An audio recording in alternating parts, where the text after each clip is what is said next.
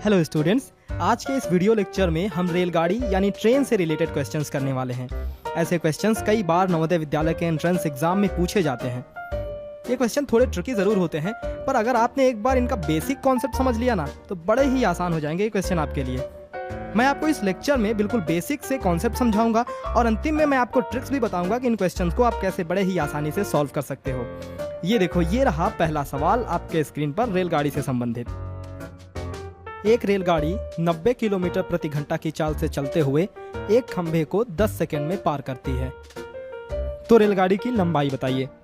If a train crosses a pole at a speed of 90 kilometre per hour in 10 seconds, find the length of the train. चलो, बहुत अच्छे तरीके से मैं इसको आपको समझाता हूँ। मान लो ये है पोल, ठीक है, ये एक पोल है और ये आपकी रेलगाड़ी है। अभी आप देख रहे हो बच्चों कि रेलगाड़ी का जो अगला भाग है, अगला शिरा है यानी इंजन है, वो पोल के पास है ना। अभी ये पोल के पास है। अब मैं कह रहा हूँ कि ये 90 किलोमीटर प्रति घंटा की स्पीड से चल रही है और देखो रेलगाड़ी धीरे धीरे इस पोल को क्रॉस कर रही है।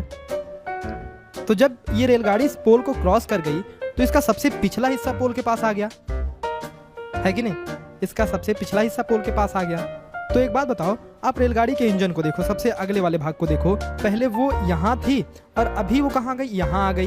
तो इतनी डिस्टेंस यानी इतनी दूरी उसने तय की। बात आ रही है समझ में? इतनी दूरी उसने तय की और यही तो रेलगाड़ी की लंबाई है। क्या है? यही तो रेलगाड़ी की लंबाई है कि नहीं। तो रेलगाड़ी की लंबाई निकालने के लिए हम क्या करेंगे, ये वाली दूरी कैलकुलेट करेंगे हम। तो आप जानते हो बच्चों, दूरी बराबर क्या होता है, डिस्टेंस इज इक्वल टू समय गुणे चाल, यानी टाइम इनटू स्पीड। ठीक है, टाइम देखो हमारे पास है 10 सेकेंड और चाल है 90 किलोमीटर प्रति घंटा। अच्छा, टाइम सेकेंड में है और चाल हमारी किलोमीटर प्रति घंटा में है। तो सबसे पहले मैं क्या करता हूँ ना, इस चाल को मीटर प्रति सेकेंड में बदल लेता हूँ। मैंने आपको बताया था कि अगर किलोमीटर प्रति घंटा को मीटर प्रति सेकेंड में बदलना हो तो आप 5/18 से गुणा कर देना। तो 90 है, 90 को मैंने बच्चों 5/18 से गुणा कर दिया तो ये क्या आएगा, 25 मीटर प्रति सेकेंड। ठीक है, तो हमारे पास चाल भी आ गई 25 मीटर प्रति सेकेंड और हमारे पास टाइम भी है 10 सेकेंड। तो हम दूरी निकाल सकते हैं कि नहीं। 10 सेकेंड टाइम है और चाल है 25 मीटर पर सेकेंड। ये कितना हुआ, 250 मीटर। दूरी हमारी हुई 250 मीटर। कौन सा ऑप्शन सही है देखो, D option. Yes, D option is the correct one. तो रेलगाड़ी वाला क्वेश्चन समझ में आया। जब भी ऐसे क्वेश्चंस आए आप इसी तरह से सोच कर करना कि मानना एक पोल है, उसके बाद उसको एक रेलगाड़ी धीरे धीरे क्रॉस कर रही है। तो जब वो क्रॉस कर लेगी तो वो अपने लेंथ के बराबर ही तो दूरी तय करेगी और वही रेलगाड़ी की लेंथ होगी अगर हम दूरी निकाल लेते हैं तो। ठीक है ना, बहुत अच्छे। अगला क्वेश्चन देखते हैं। ये देखो अगला सवाल।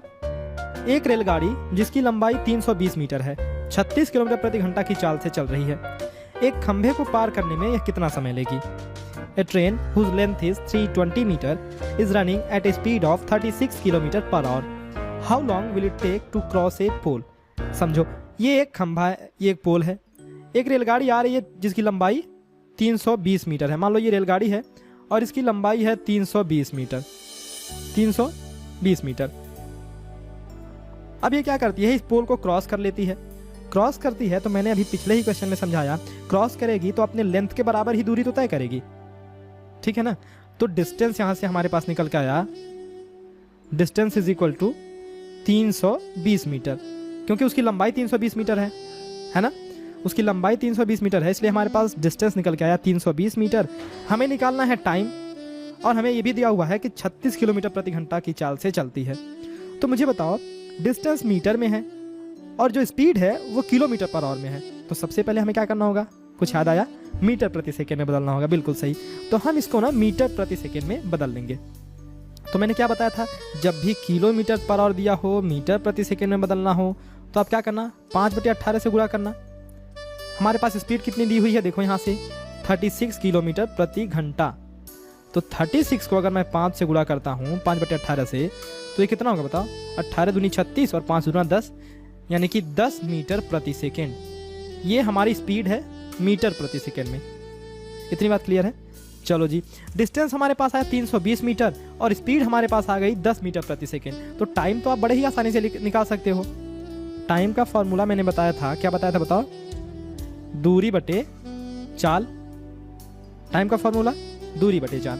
दूरी हमारी कितनी है 320 मीटर और चाल हमारा है 10 मीटर प्रति सेकेंड, तो टाइम आया 32 सेकेंड, 32 सेकेंड है ना। तो वो रेलगाड़ी पोल को क्रॉस करने में 32 सेकेंड लगाएगी, यानी डी ऑप्शन ही करेक्ट ऑप्शन है।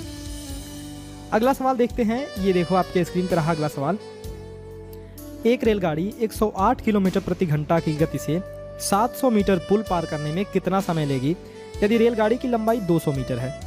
How long will a train take to cross a 700 metre bridge at a speed of 108 kilometre per hour if the length of the train is 200 metres? समझो आप, ये थोड़ा सा advance question है पहले वाले से। अब आपके पास क्या है ना, एक पुल है, ये मान लो ये है एक पुल जिसकी लंबाई है बच्चों 700 मीटर, 700 मीटर, ठीक है। और एक रेलगाड़ी है, मान लो ये है आपकी रेलगाड़ी, ये आपकी रेलगाड़ी है, ये आगे वाला इंजन है इसका, ठीक है।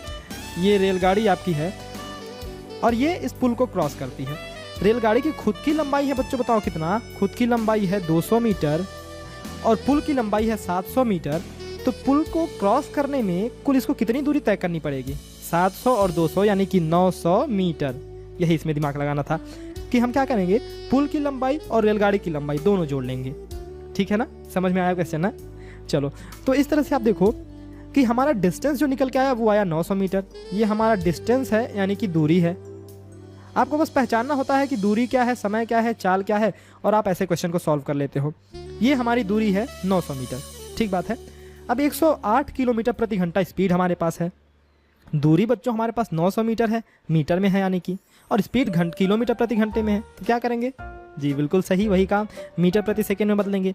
तो 108 को मीटर प्रति सेकेंड में बदलने के लिए मैं 5/18 से गुणा करूंगा। 18 6 के 108 और 6 5 30, यानी ये हो जाएगा 30 मीटर प्रति सेकेंड। तो ये हमारी स्पीड आ गई बच्चों, ये हमारी क्या आ गई, स्पीड यानी कि गति। और हम जानते हैं हमें निकालना क्या है, पहले ये देखो, हमें निकालना है कि कितना समय लेगी, यानी इस पुल को पार करने में कितना समय लेगी। हमसे पूछा है टाइम, और हमें पता है बच्चों, मैंने फॉर्मूला बताया था, टाइम इज इक्वल टू क्या होता है, time is equal to distance upon speed, distance बटे स्पीड यानी कि गति। डिस्टेंस हमने अभी निकाला 900 मीटर, देखो ये पूरा लेना है ना, ट्रेन की भी और पुल की भी लंबाई। तो डिस्टेंस 900 मीटर और स्पीड अभी हमने निकाला 30 मीटर पर सेकेंड, 30। तो ये कितना आएगा बताओ, ये आएगा 30 सेकेंड। यानी ये रेलगाड़ी इस पुल को पार करने में 30 सेकेंड का टाइम लेगी। तो कौन सा ऑप्शन सही है? A option he correct option है ना। आसान सा क्वेश्चन था। चलो एक और क्वेश्चन देखते हैं, ये रहा आपके स्क्रीन पर, देखना जरा। 90 किलोमीटर प्रति घंटा की चाल से चलती हुई एक 100 मीटर लंबी रेलगाड़ी 325 मीटर लंबे प्लेटफॉर्म को कितने देर में पार करेगी? In how long will a 100 metre long train running at a speed of 90 kilometre per hour cross the 325 metre long platform? अरे बिल्कुल सिंपल सा क्वेश्चन है, पहले जैसा ही तो है। अच्छा, रेलगाड़ी की लंबाई बताओ 100 मीटर है और प्लेटफॉर्म की लंबाई 325 मीटर है, तो टोटल डिस्टेंस बताओ कितना आ गया? बिल्कुल सेम टू सेम डिक्टो क्वेश्चन है पहले जैसा ही। तो डिस्टेंस इज इक्वल टू क्या आ गया, 100 + 325 यानी कि 425 मीटर।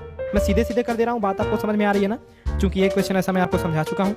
तो डिस्टेंस हमारे पास आ गया 425 मीटर। चाल कितना दिया हुआ है, 90 किलोमीटर प्रति घंटा है। तो ये 90 किलोमीटर प्रति घंटे को हम पहले क्या करेंगे, मीटर प्रति सेकेंड में बदलेंगे। उसके लिए क्या करेंगे, 5/18 से गुणा करेंगे।